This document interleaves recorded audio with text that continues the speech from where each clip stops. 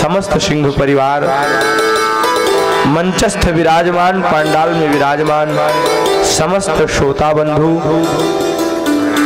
हमारे भारत के नौनिहाल कर्णधार छोटे मोटे नन्हे मुन्ने बच्चों, प्रातः काल से सायंकालीन तक अपने आप को जो साप्ताहिक अनुष्ठान में लगाए हुए हैं, ऐसे शक्तिपीठ के पुरोहित पंडित वरेण्य पूज्य आचार्य जी, उनके साथ जो द्वादशाक्षर मंत्र का जप कर रहे हैं ऐसे ब्राह्मण देवता, और जो इस कथा को भी आपके सुनने में, आपके सुनने लायक बना रहे हैं ऐसे हमारे श्री विकास जी, जो माँ के ही पुत्र हैं। ये साज, ये सब ठाकुर जी की जब विशेष कृपा होती है तो बजा मिलता है। क्यों? क्योंकि वाद्य यंत्र ये साधारण नहीं है, ये कोई गंधर्व होता है पिछले जन्म में, वही जन्म लेकर के ऐसे दिव्य वाद्यों को बजाता है। ऐसे पूर्व जन्म के ही गंधर्व हमारे श्री विकास जी, श्री अंकित जी, और जिनके हाथ में बड़ा छोटा साज है, बड़ा सुंदर साज है, लेकिन उसका नाम बड़ा अच्छा है, भगवान से मिलता जुलता है। क्या? मजीरा। मजीरा मजीरा कहने लगी राम जी अपने आप आ जाएगा महाराज। और ये ऐसा साज है महाराज कि कोई धुन हो, चाहे क्लासिकल हो और चाहे लाइट हो, जिस धुन हो महाराज सब में सेट हो जाता है। ऐसे साज को जो बजा रहे हैं ऐसे हमारे रोहित जी, और सबके हृदय में विराजमान, जहाँ तक भी हमारी आवाज जा रही है सबके हृदय में विराजमान श्री हरि को यह दास प्रणाम करता है। सिंही राम मैं सब जग जानी, करहु प्रणाम जोर जुग पानी। सबके हृदय में विराजमान श्री हरि को मैं प्रणाम करता हूँ। कल की कथा में आपने सुना राजा परीक्षित को शाप लगा। क्यों? क्योंकि कलिकाल का प्रवेश हो चुका था और कली उनके मस्तक पर विराजमान हो गया। राजा परीक्षित जिनके कुल में साक्षात नारायण आए हैं और जिनको गर्भ में ही भगवान ने दर्शन दिया है, कलिकाल ने उनको भी नहीं छोड़ा। माई बाप, कली ने उनको नहीं छोड़ा तो हम किस खेत की मूली हैं? हम कैसे बचेंगे भगवान से? कली के प्रभाव से हम कैसे बचेंगे जब श्री परीक्षित नहीं बचे महाराज? शाप दे दिया। शमीक महर्षि कहते हैं बेटा तूने बड़ा गलत कर दिया, अब हम लोगों को ऐसा राजा नहीं मिलेगा, राजा परीक्षित जैसा। अरे जिनके राज्य में एक कोई भूखा नहीं रहता कभी, ऐसे परम साधु जिनको गर्भ में ही भगवान ने दर्शन दिया, बेटा आज ऐसे श्रेष्ठ कुशल राजा को आपने शाप दे डाला।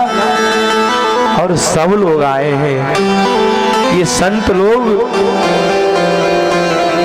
संत लोग परमार्थी होते हैं, संत स्वार्थी नहीं होते हैं, सबके ऊपर करुणा करते हैं। प्रसंग आएगा, संत का स्वभाव जो अपने लिए नहीं सोचे, संत जो राष्ट्र के लिए सोचे। और राष्ट्र कब चलेगा? जब राष्ट्र का राजा सही होगा।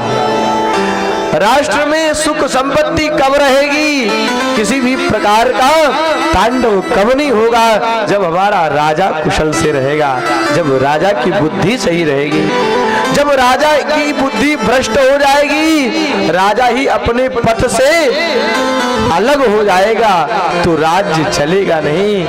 लोग आएंगे और हमारे राज्य पर आक्रमण करके हमको जीत लेंगे, तो राजा की हानि ना हो। सारे देवता महाराज, सारे गंधर्व और सारे ऋषि महर्षि आए हैं किसके पास? परीक्षित के पास। और परीक्षित से कहा, हे परीक्षित ये सब त्याग दो। कहाँ जाए? चलो गंगा के तट पर। और गंगा के तट पर सब आए हैं। अत्रेर्वसिष्ठस्य वनश्च गौतमो नरिष्टनेमिर्भृगुरंगिराश्च। जितने लोग हैं सबके सब आए हैं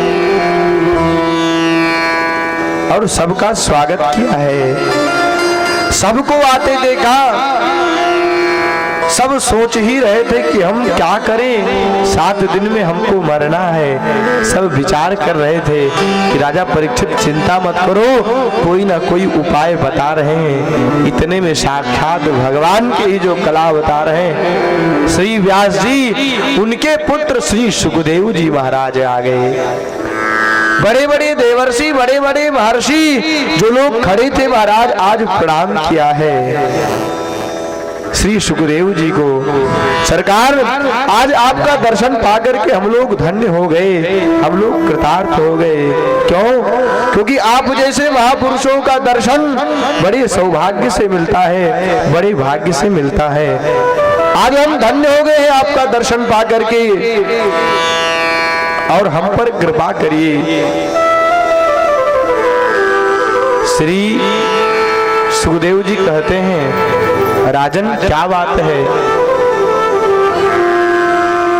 श्री परीक्षित कहते हैं, म्रियमाणस्य किम कर्तव्यम। हे प्रभु, मरने वालों को क्या करना चाहिए? एक मरने वालों को क्या करना चाहिए, हम सब यही जानना चाहते हैं। और धर्म क्या है, अधर्म क्या है, इस सब की अद्भुत व्याख्या है महाराज। एषाम संस्मरणात् पुंसाम सद्या शुद्ध्यन्ति वै ग्रहाः किम पुनर्दर्शन स्पर्श पाद शौचासनादिभिः। धर्म क्या है, अधर्म क्या है, क्या करना चाहिए, क्या नहीं करना चाहिए, ये सब बताने की कृपा करिए। जो लोग बता नहीं पा रहे थे कि क्या करना है, आज श्री सुखदेव जी महाराज कहते, परीक्षित तुम कह रहे हो मरने वालों को क्या करना चाहिए, तो मरना केवल तुमको नहीं है, मरना तो सबको है। आया है सो जाएगा राजा रंक फकीर,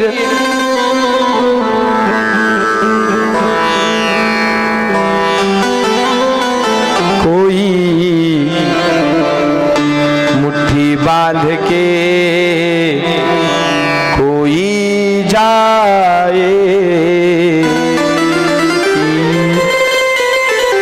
जो आया है उसको जाना है, ये संसार है, इसका नाम ही मृत्युलोक है। आए दिन लोग मर रहे हैं और तुम 7 दिन की बात कर रहे हो। राजा परीक्षित, अरे मुक्त होने के लिए, भगवत प्राप्ति के लिए तो केवल एक मुहूर्त ही काफी है, और 7 दिन बहुत है। बड़ी सुंदर बात कही है। जो पहला श्लोक है महाराज, ब्रह्म बीज निकला है। वरीयाने सते प्रश्न क्रतो लोकहितो नृपा आत्मविद सम्मत पुंसाम श्रोतव्यादिषु परः। हे परीक्षित, मरना सबको है और केवल तुमको नहीं मरना है। पहला शब्द निकला है वकार महाराज, ये वकार ब्रह्म का बीज है। ये श्री सुखदेव जी साधारण नहीं है, ये ब्रह्म स्वरूप ही है महाराज। देखिए, जो खाएंगे डकार उसी की आएगी। मूली खा करके आएंगे तो डकार मूली की आएगी, प्याज खा करके आएंगे तो डकार प्याज की आएगी। तो इनके अनंत ब्रह्मानंद भरा है इनके अंदर। पहला जो शब्द निकला है वो वकार निकला है महाराज। वरीयाने सते प्रश्न। हे परीक्षित, तुम्हारा प्रश्न सार्वभौम है, तुम चिंता मत करो। गदगद हो गए श्री सुखदेव जी और राजा परीक्षित से कहते हैं, राजन सुनो, ये प्राणी निद्रिया ह्रियते रक्तम व्यवाहेर चवावयः दिवाचार्थे हया राजन कुटुंब भरणेन वा। हम लोग आधा समय तो सोने में बिता देते हैं। निद्रिया हरियते नक्तम, 100 साल जीना है तो 50 साल सोने में बिता दिया। ये सोना काम नहीं है। अरे सोते तो है भोगी लोग, जो लोग भोग करते हैं वो सोते हैं। और तुमको क्या करना है? तुमको भगवान का भजन करना है। निद्रिया ह्रियते नक्तम व्यवायेन च वावयः दिवाचार्थे हया राजन् कुटुंब भरणेन वा। हे राजन, ये मनुष्य आधा समय तो सोने में व्यतीत कर देता है और 50 वर्ष कुटुंब के भरण पोषण में व्यतीत कर देता है, अपने कुटुंब का पालन करने में व्यतीत कर देता है। दिवाचार्थे हया राजन कुटुंब भरणेन वा। इसलिए हे परीक्षित, जो प्राणी मुक्त होना चाहता है, जो अभय प्राप्त करना चाहता है, उसको एक काम करना चाहिए। क्या? भगवान की कथाओं को सुनना चाहिए। तस्मात् भारत सर्वात्मा भवा भगवानीश्वरो हरिः श्रोतव्यः कीर्तितव्यश्च स्मर्तव्य चेक्षता वयम्। बात थोड़ी कठिन है, लेकिन अगर सुनेंगे आप तो समझ में आएगा। राजा परीक्षित से श्री सुखदेव जी कहते हैं, राजन, व्यक्ति को 3 चीजों का अभ्यास करना चाहिए। अगर इस संसार से मुक्त होना है, वास्तव में भव सागर से पार जाना है, तो 3 चीजों का जीवन में होना अनिवार्य है। कौन कौन? श्रोतव्यः। पहले क्या करें? सबसे पहले भगवान की कथाओं का श्रवण करें। बोलिए भक्त वत्सल भगवान की जय हो।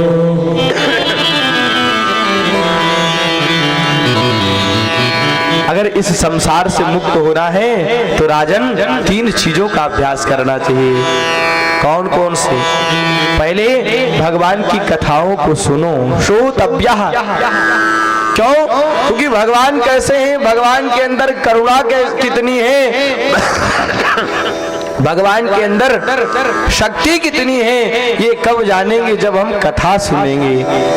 तो राजन, सबसे पहले उनकी कथाओं को सुनो। श्रोतव्यः। उसके बाद कीर्तितव्यश्च, उनके कीर्ति का गान करो। स्मर्तव्य चेक्षता भयम। जब सुनोगी तो अनुराग हो जाएगा, उनके प्रति श्रद्धा हो जाएगी, और जब श्रद्धा हो जाएगी, भक्ति उत्पन्न आ जाएगी, तो ज्ञान और वैराग्य अपने आप आ जाएगा, बुलाना नहीं पड़ेगा। क्यों? क्योंकि भक्ति के बेटा ज्ञान वैराग्य है। श्रद्धा भक्ति उत्पन्न हो गई तो ज्ञान वैराग्य अपने आप आ जाएगा, और जब ज्ञान आ जाएगा तो क्या करना है क्या नहीं करना है, ये धर्म है ये अधर्म है, ये तुम जान जाओगे, तो पाप कभी करोगे नहीं। और जब पाप नहीं करोगे, आपके अंदर धर्म आ जाएगा, तो भगवान को आने में देर नहीं लगेगी। इसलिए राजन, सबसे पहले भगवान की कथाओं को सुनो। क्यों? क्योंकि जाने बिनु होई नहीं प्रीति, जाने बिनु होई नहीं प्रीति, जाने बिनु होई नहीं प्रीति, जाने बिनु होई नहीं प्रीति, बिनु परितीति, बिनु परितीति, बिनु परितीति, बिनु परितीति, बिनु परितीति, होई नहीं प्रीति, जाने बिनु होई नहीं प्रीति, जाने बिनु होई नहीं प्रीति। भगवान की लीलाओं को को सुनो पहले खूब, जब सुनोगे तो आपको भी श्रद्धा होगी। इसीलिए भगवान की कथाओं को बार बार सुनना चाहिए। ये मन बहुत चंचल है परीक्षित, ये जल्दी भगवान की तरफ मुड़ता नहीं है। तो मोड़ना है भगवान की तरफ तो सबसे पहले क्या करो, भगवान की लीलाओं को सुनो, और जब ये खूब भगवान की चरण में लग जाए तो डांटो, ए मूर्ख मन, तू व्यर्थ में मत जा, तू भगवान के शरण में चल। एक लोहार पहले औजार को बनाने में, हसिया खुरपा बनाने के लिए, कुल्हाड़ी बनाने के लिए लोहे को गर्म करता है, डायरेक्ट उस पे हथौड़ा नहीं मारता। राजन, पहले औजार बनाने के लिए गर्म करना पड़ता है। जब खूब लाल हो जाता है तो जब लाल होता है तो लाल होते ही उस पर हथौड़ा मारता है, और बार बार हथौड़ा मारता है तो वही जो महाराज कुंद था, जो मोटा था, वही नुकीला हो जाता है और उससे बड़े बड़े काम होने लगते हैं, सुलभ हो जाता है। तो ये मन बड़ा चंचल है, ये मन भगवान में नहीं जाता, और भगवान में लगाना है तो पहले भगवान की कथाओं को सुनो। अस प्रभु दीन बंधु हरि, कारण रहित दयाल, तुलसीदास सठता ही भज, छाड़ी कपट जंजाल। श्री गोस्वामी जी कहते हैं, जब ये खूब भगवान की लीलाओं का गान करने लगे और अगर फिर संसार में जाने की इच्छा करे तो जैसे तुलसीदास जी कहते हैं, हे शठ मन, संसारियों में मत उलझ, भगवान में उलझ। क्यों? क्योंकि ये जीवन अल्प है, आज जो समय जा रहा है ये दोबारा नहीं आएगा। आएगा क्या? आज जो ये दिन जो व्यतीत हो रहा है, ये दिन दोबारा देखने को नहीं मिलेगा। किसी ने कहा है ये उम्र ढलती जा रही है तो कर लो क्या भगवान का भजन, चली जा रही है उम्र धीरे धीरे, चली जा रही है उम्र धीरे धीरे। ये उम्र दिन प्रतिदिन चली जा रही है तो भगवान का भजन कर लो और परमात्मा मिल जाएगा। चली जा रही है उम्र धीरे धीरे, चली जा रही है उम्र धीरे धीरे। ये उम्र ढलती जा रही है और हमारे रोकने पर भी आपके बस में नहीं है, इसलिए भगवान का भजन करो। पहले छोटे थे, धीरे धीरे बड़े हो गए और अंत में बुढ़े हो गए। छोटे थे तो कुछ खा नहीं पाते थे, दांत नहीं था, भगवान ने व्यवस्था दूध की कर दी माँ के स्तनों में, और जब बुढ़े हो गए महाराज तो कुछ हजम नहीं होता है। क्यों? क्योंकि पेट में वो जो पाचन शक्ति थी वो गर्मी नहीं रह गई, दांत भी टूट गए हैं। इसलिए भजन करो भगवान का। चली जा रही है उम्र धीरे धीरे, चली जा रही है उम्र धीरे धीरे, पल पल बातों पर धीरे धीरे, पल पल धीरे धीरे।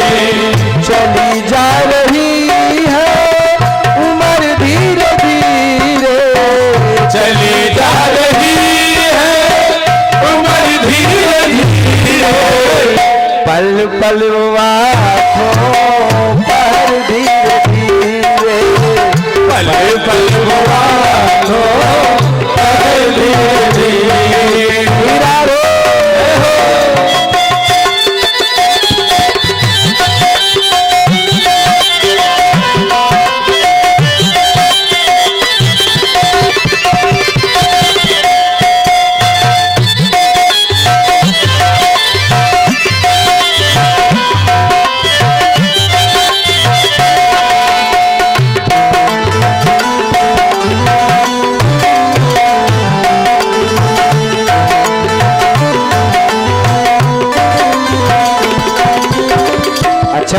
सोचे कि हम जवान रहे तो क्या जवान रह सकता है? नहीं रह सकता। वो धीरे धीरे गति को प्राप्त करेगा, बुढ़ा होगा ही। साधक कहता है बचपन भी जाए जवानी भी जाए, बचपन भी जाए जवानी भी जाए, बचपन भी जाए जवानी भी जाए, बचपन भी जाए जवानी भी जाए। और क्या होगा? बुढ़ापे का होगा असर धीरे धीरे, बुढ़ापे का होगा असर धीरे धीरे, चली जा रही है उम्र धीरे धीरे, चली जा रही है उम्र धीरे धीरे।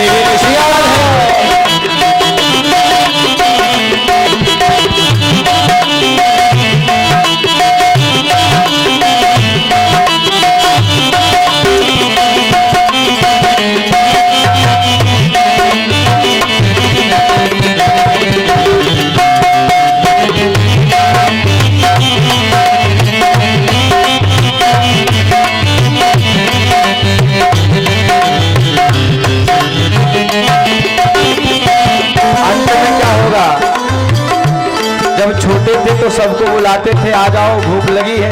रोना केवल माँ समझती है। वो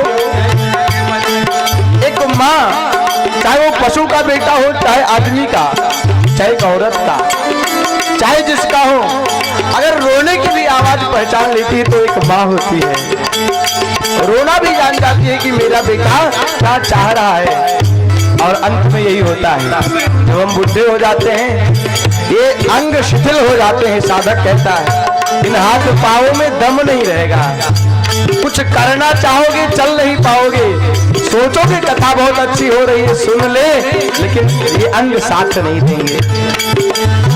तेरे हाथ पाँवों में बल न रहेगा, तेरे हाथ पाँवों में बल न रहेगा, तेरे हाथ पाँवों में बल न रहेगा, तेरे हाथ पाँवों में बल न रहेगा।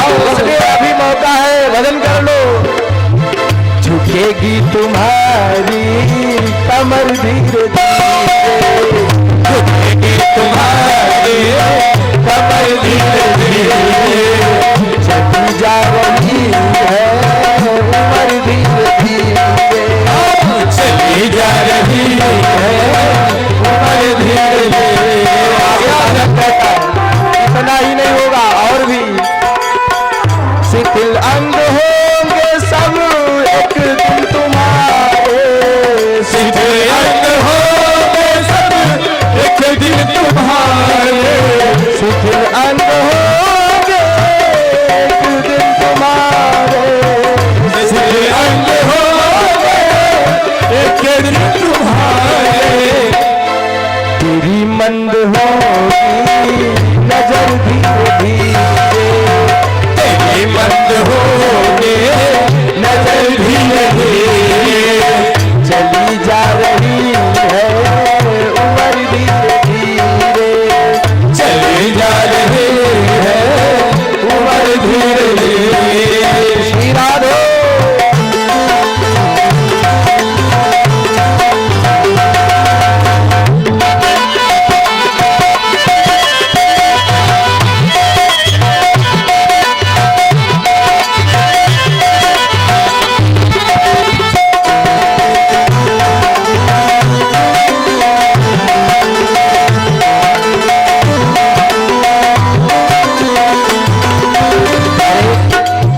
अंग शिथिल हो जाएंगे तो लोग पानी देने के लिए तैयार नहीं होंगे। पानी भी नहीं मिलता है लोगों को, मिलता है कब तक, जब तक बाबूजी के पास माल रहता है। देखा अकाउंट में जीरो बैलेंस हो गया, चिल्लाते रहोगे तो पुत्र कहेगा जाओ बाबा तुम्हारे चिल्ला रहे हैं, अपने बेटे से कहेगा पानी दे आओ बहुत देर हो गई। तब कहीं जाकर के पानी मिलेगा। ये सब जानते हैं फिर भी भजन नहीं करते। कर लो, अभी मौका है, अभी कुछ कर लो, अपना बना लो। शिथिल अंग होगे सब एक दिन तुम्हारे, शिथिल अंग होगे सब एक दिन तुम्हारे। बुराई से मन को तू अपने हटा ले, बुराई से मन को तू अपने हटा ले। ये मेरा है, ये तेरा है। खेत का मेढ़ काटना बंद कर दो, खेत का मेढ़ काटना बंद कर दो। आज मेढ़ काटते काटते लोग चक्रोट भी नहीं छोड़ रहे हैं, रास्ता भी नहीं छोड़ रहे महाराज। हम इतना काट लिए, वो कहते हैं जब तुम इतना काट लिए तो हम तुमसे छोटे बाप के बेटा थोड़ी हैं। तुमने एक हाथ काटा है, हम पूरा खेती ही नष्ट कर देंगे, हम पूरा चक्रोट नष्ट कर देंगे। अरे वो साथ नहीं जाएगा। बुराई से मन को तू अपने हटा ले, बुराई से मन को तू अपने हटा ले। तो बन जाए तेरा जीवन धीरे धीरे, तो बन जाए तेरा जीवन धीरे धीरे। चली जा रही है उम्र धीरे धीरे, चली जा रही है उम्र धीरे धीरे। चली जा रही है उम्र धीरे धीरे, चली जा रही है उम्र धीरे धीरे। अंतिम पंक्ति में संसारियों को त्यागना है तो क्या करना है, क्या करना चाहिए बता दीजिए। साधक कह रहा है, ये भजन नहीं है, ये सब हम लोग के ऊपर चिंतार थे महाराज। भजन कर हरि का तू पल पल वो प्यारे, भजन कर हरि का पल पल वो प्यारे। भजन कर हरि का तू पल पल वो प्यारे, भजन कर हरि का तू पल पल वो प्यारे। दोनों हाथ उठा करके तो मिल जाएगा वो सजन धीरे धीरे, तो मिल जाएगा वो सजन धीरे धीरे।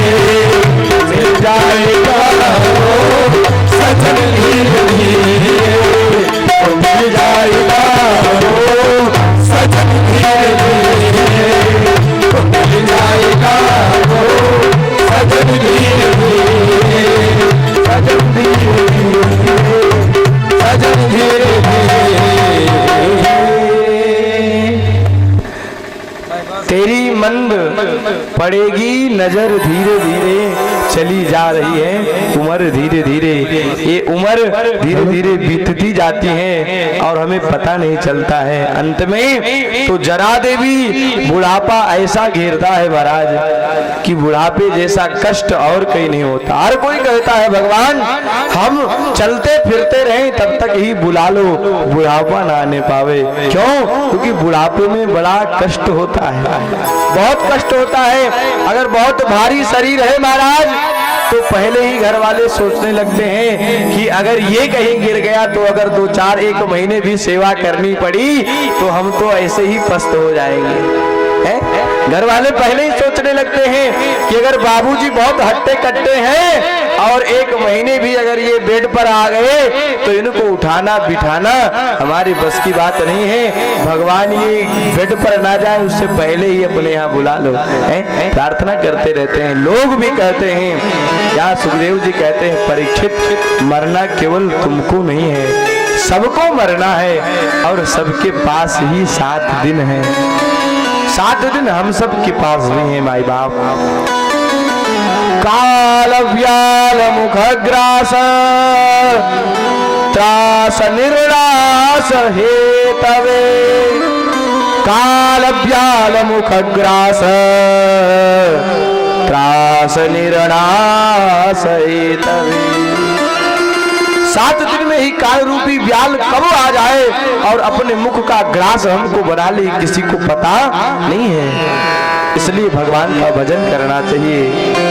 श्री सुखदेव जी कहते हैं परीक्षित, मैत्रेय मुनि विदुर जी को प्रसंग सुनाते हुए कहते हैं कि देवहूति माँ की 9 बेटियां हुई थी।